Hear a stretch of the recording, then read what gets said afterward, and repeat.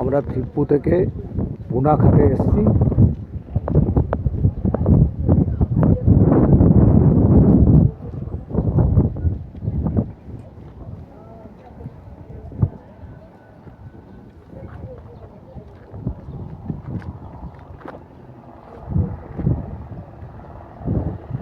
পুনাখাতে একটা মন্দির আছে শিবি লাগা বলে, মানে যাদের ওই মন্দিরটা অ্যাকচুয়ালি ফার্টিলিটি মন্দির, যাদের বাচ্চা কাচ্চা হয়নি তারা এখানে এসে পুজো দেয়।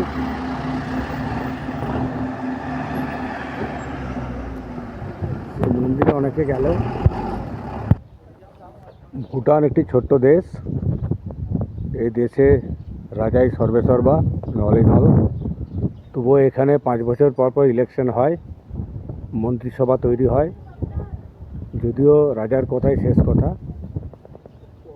এই ভুটান, এই ছোট্ট দেশটি 20টি জেলা নিয়ে তৈরি আর কি, এখানে 20টি জেলা আছে, আর টোটাল জনসংখ্যা আছে 8 লক্ষ।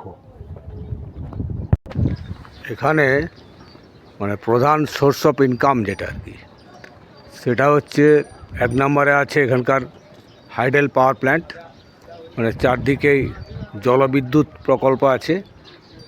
এদের নিজস্ব বিদ্যুৎ চাহিদা মেটানোর পরও ওরা ইন্ডিয়াকে বিক্রি করে বিদ্যুৎ। আর সেকেন্ড সোর্স অফ ইনকাম যেটা, সেটা ট্যুরিস্টদের থেকে। এখানে প্রত্যেকটা ট্যুরিস্টকে, বিশেষ করে ইন্ডিয়ান প্রত্যেকটা ট্যুরিস্টকে পার ডে 1200 টাকা করে ভুটান গভর্নমেন্টকে দিতে হয়। মানে আমরা দুজন এসছি, 12-2400 টাকা করে দিতে হচ্ছে প্রতিদিন। আমরা 7 দিন থাকবো, 7 দিনই 2400 টাকা করে দিতে হবে, মানে হচ্ছে আর কি। এই ট্যুরিজম থেকে হচ্ছে এদের সেকেন্ড সোর্স অফ ইনকাম। আর থার্ড সোর্স অফ ইনকাম হচ্ছে চাষ, এগ্রিকালচার।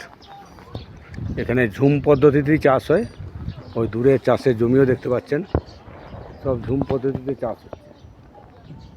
এই 3টে এদের মেন সোর্স অফ ইনকাম, কারণ এখানে মেডিকেল এবং এডুকেশন টোটালটাই ফ্রি।